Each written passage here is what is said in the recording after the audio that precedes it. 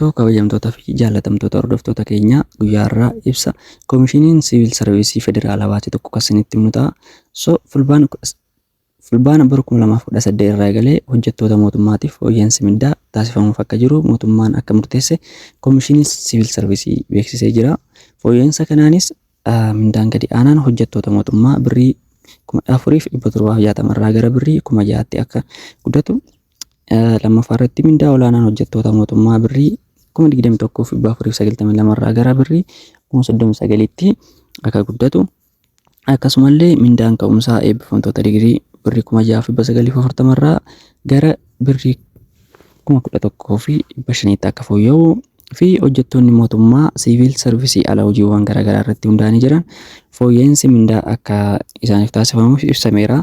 Fooyya'insa mindaa kanaanis baajata dabalataa birrii biliyoona 160 ol akka gaafate ibsameera.